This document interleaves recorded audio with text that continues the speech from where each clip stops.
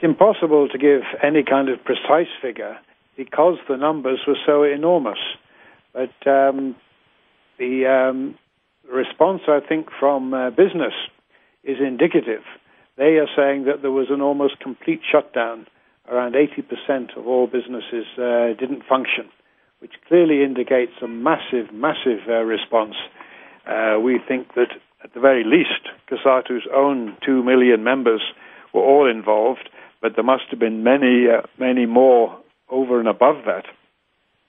So we could be talking about over 3 million people directly involved, and many hundreds of thousands in the streets on all the marches around the country as well.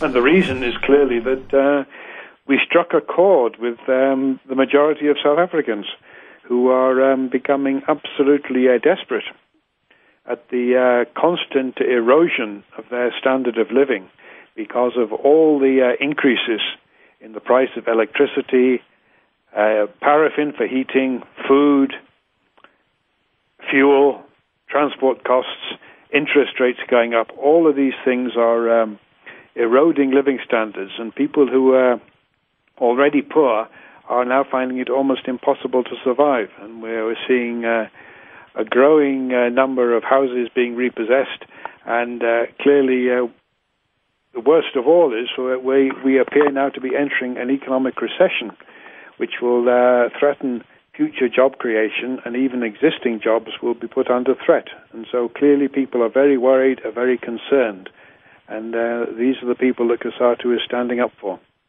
I would like to ask you a question. I've done some reading regarding the South African problem, and there is one phrase that always comes to mind. People are talking now about the economic apartheid.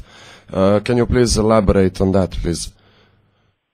Yes, the reference to economic apartheid refers to the fact that while racial discrimination has been outlawed, there is still, in the terms of the distribution of wealth and of most senior jobs, apartheid still very much remains.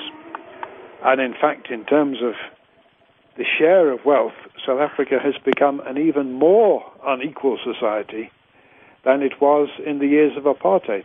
And there is still a very strong racial element to that as well, since the very richest people are disproportionately white, whereas the vast majority, almost 100% of the very poorest, are all black. And so clearly the apartheid may have gone, but the economic effects of apartheid are still very much with us. And what is even worse is that the inequality is actually growing. The rich are getting richer all the time, whereas the poor are absolutely stuck in a struggle to survive. One of the disturbing facts regarding economic apartheid is that more children in South Africa are now dying from diseases like diarrhea and so on than during the apartheid era. Is this correct? We have huge problems. And what's worse is that South Africa is not an extremely poor country, which simply doesn't have the resources for these things. By African standards, it's a relatively wealthy country. But clearly the way in which that wealth is distributed, the way it's used, is a scandal. It's not benefiting the majority of the people at all. And people feel excluded and marginalized. And that undoubtedly is at the root of the protest we organized this week.